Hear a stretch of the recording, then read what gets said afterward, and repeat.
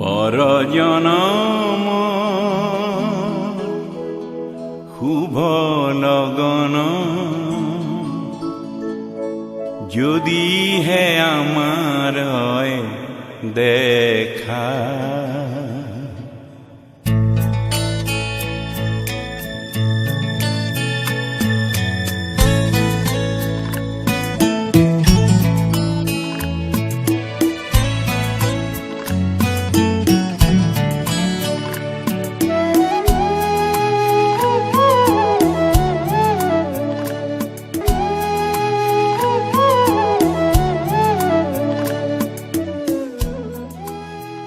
কলাগুৰুৰ পবিত্ৰ স্মৃতিত সশ্ৰদ্ধ প্ৰণিপাতেৰে বৰেণ্য শিল্পীগৰাকীলৈ শ্ৰদ্ধাৰে গুৱাহাটী ৰিডাৰ্ছ ফৰামৰ নিবেদন।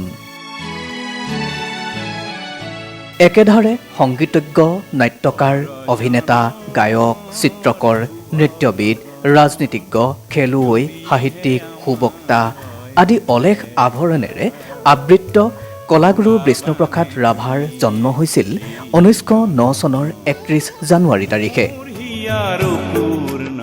তেওঁৰ পিতৃ মাতৃৰ নাম আছিল গোপাল চন্দ্ৰ ৰাভা আৰু কেথিবালা ৰাভা। বেংগল প্ৰেচিডেন্সিত জন্মগ্ৰহণ কৰি ৰাভাই ঢাকাৰ সেনা বিভাগৰ বিদ্যালয়ত শিক্ষা গ্ৰহণ আৰম্ভ কৰিছিল আৰু পাছত কলিকতাৰ ছেণ্ট পলো কলেজৰ পৰা প্ৰথম বিভাগত ISC পাছ কৰিছিল। পঢ়ি থকা কালত তেওঁ ভাৰতৰ স্বাধীনতা আন্দোলনত নামি পৰে। পাছলৈ বিপ্লৱী কমিউনিষ্ট দলৰ সংস্পৰ্শলৈ আহে আৰু কাৰাবাসো খাটে। সংগ্ৰামী জীৱনৰ বাবে তেওঁ এক জীৱন্ত কিংবদন্তীত পৰিণত হৈছিল। ৰংপুৰ কলেজত পঢ়ি থকা কালতে ৰাভাই মাধৱ চন্দ্ৰ বেজবৰুৱাৰ দ্বাৰা সম্পাদিত বাঁহী আলোচনীৰ চিত্ৰলেখা বিভাগটো পৰিচালনা কৰিছিল। 1935 চনত জ্যোতিপ্ৰসাদ আগৰৱালাৰ জয়মতী কথাছবিত নৃত্য পৰিচালনাত সহযোগ কৰে।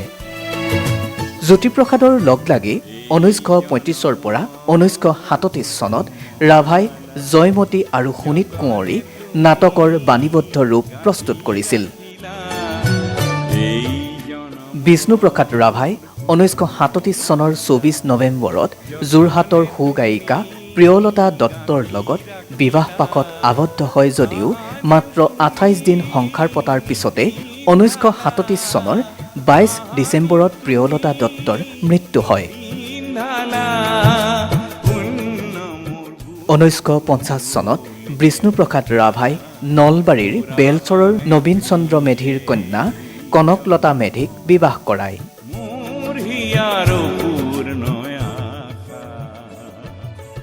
কনকলতা মেধিৰ ফালৰ পৰা বিষ্ণু ৰাভাৰ দুটি পুত্ৰ সন্তান পৃথ্বীৰাজ ৰাভা থুনথুন আৰু হেমৰাজ ৰাভা মুনমুনৰ পিতৃ হয়। 1962 চনৰ 4 জানুৱাৰীত ৰাভাৰ পত্নী কনকলতাৰ অসম মেডিকেল কলেজত জটিল ৰোগত আক্ৰান্ত হৈ মৃত্যু হয়। কনকলতাৰ মৃত্যুৰ পিছত ৰাভাই বৰ্তমানৰ কোকৰাঝাৰ জিলাৰ গোসাইগাঁও অঞ্চলৰ বিন্নাখাটা ভাওৰাগুৰি গাঁৱৰ মোহিনীৱালা বসুমতাৰীক বিয়া কৰায়।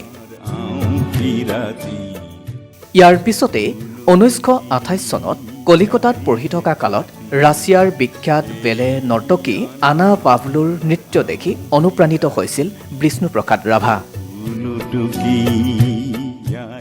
নৃত্য কলা সম্পৰ্কে তেওঁ দিয়া উপদেশৰ পৰা প্ৰভাৱান্বিত হৈছিল কলাগুৰু বিষ্ণুপ্ৰসাদ ৰাভা। 1939 চনত কাশী হিন্দু বিশ্ববিদ্যালয়ৰ আমন্ত্ৰণ ক্ৰমে বাৰাণসীত তাণ্ডৱ নৃত্য প্ৰদৰ্শন কৰি খ্যাতি অৰ্জন কৰে। ইয়াতেই সৰ্বপল্লীৰ ৰাধাকৃষ্ণনে তেখেতক কলাগুৰু উপাধি প্ৰদান কৰে।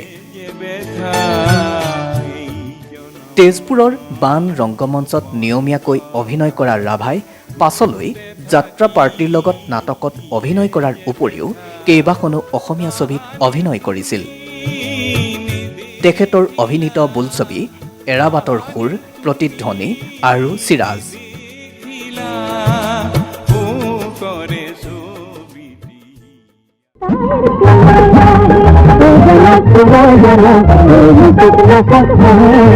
रतनपुर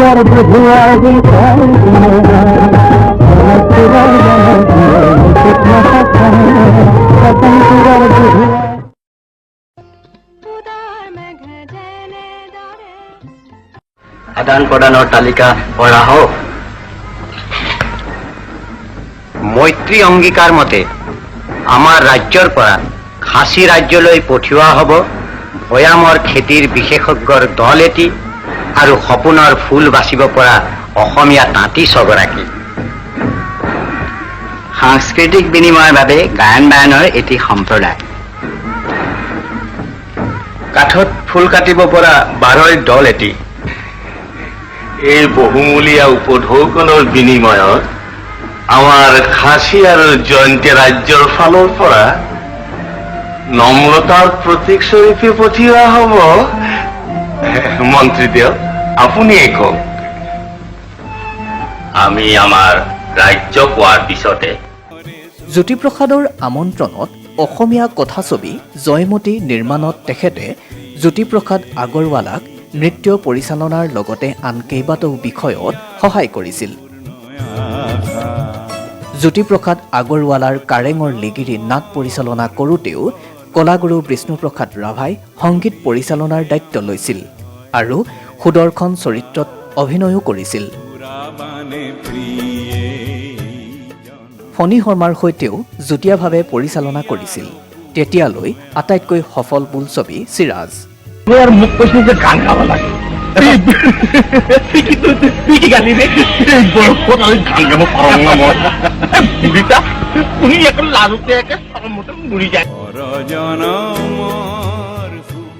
সুধাকণ্ঠ ডক্টৰ ভূপেন হাজৰিকাৰ এৰাবাটৰ সুৰত ৰাভাই ভজলুংকাৰ ভাও আৰু প্ৰতিধ্বনি ছবিত খাচী চিএমৰ ভাও দিছিল।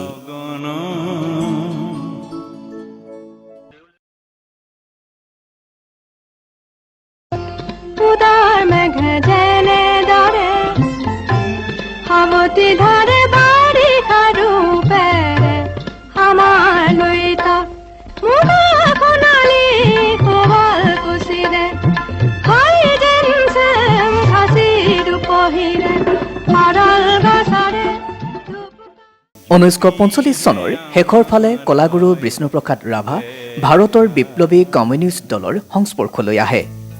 1946 চনত চিৰাজ বোলছবিৰ কামত কলিকতালৈ যোৱাৰ সময়তে সেই দলৰ নেতা সৌমেন্দ্ৰনাথ ঠাকুৰক লগ পায় আৰু তেওঁ দলটোৰ এগৰাকী সক্ৰিয় সদস্য হয়। 1948 চনত বিপ্লৱী কমিউনিষ্ট দলক নিষিদ্ধ ঘোষণা কৰা হয় আৰু 1948 চনৰ পৰা 1952 চনলৈ ৰাভাই আত্মগোপন কৰি থাকে। সেই সময়ৰ বিষ্ণুৰাম মেধি চৰকাৰে ৰাভাৰ মূৰৰ দাম 10,000 টকা ঘোষণা কৰিছিল। 1952 চনত পূৰ্বৰ অবিভক্ত গোৱালপাৰা জিলাৰ বৰ্তমানে কোকৰাঝাৰ জিলাৰ দুটমা ৰাজহ চক্ৰৰ ঘিলাগুৰি গাঁৱত সপত্নীক গ্ৰেপ্তাৰ কৰা হয় আৰু এবছৰৰ বাবে জেললৈ যায়। পৰজনমৰ শুভ লগনত বিশ্বৰ চন্দে চন্দে সুৰৰে দেউলৰে আজি মন্দিৰৰ দুৱাৰ খোলাকে আদি কৰি ৰাভাদেৱে মুঠ 137টা কালজয়ী গীত ৰচনা কৰি থৈ গৈছে। বিষ্ণুপ্ৰসাদ ৰাভাৰ গীতৰ মূল বিষয়বস্তু হৈছে প্ৰেম, প্ৰকৃতি, ঐতিহ্য, সৰ্বহাৰাৰ মুক্তিকামী বিপ্লৱী ভাৱ। বিষ্ণুপ্ৰসাদ ৰাভাই সংগীত, কবিতা ৰচনা কৰাৰ লগতে গল্প, উপন্যাস আৰু অসমীয়া সমাজ সংস্কৃতি বিষয়ক প্ৰবন্ধ পুথিও ৰচনা কৰিছিল। তেওঁ বৃহত্তৰ অসম পৰিকল্পনা নামৰ এলানি প্ৰবন্ধ 1930 চনৰ পৰা একেলেঠাৰিয়ে বাঁহীত প্ৰকাশ কৰিছিল। 1969 চনৰ 20 জুন তাৰিখে ৰাতি 2:25 কলাগুৰুৰ বিষ্ণুপ্ৰসাদ ৰাভাৰ পাকস্থলীত হোৱা কৰ্কট ৰোগত ভুগি তেজপুৰত মৃত্যু হয়। বিষ্ণু ৰাভাৰ প্ৰতি সন্মান জনাই প্ৰতি বছৰে 20 জুন তাৰিখটো বিষ্ণু ৰাভা দিৱস ৰূপে পালন কৰি অহা হৈছে। তেখেতৰ জন্ম শতবাৰ্ষিকী উপলক্ষে 2009 বৰ্ষৰ 31 জানুৱাৰী তাৰিখে ভাৰত চৰকাৰে এটি বিশেষ ডাক টিকটো উন্মোচন কৰে। তুমি নিপিন্ধালা মোৰ বুকুলে ফুৰাবানে প্ৰিয়ে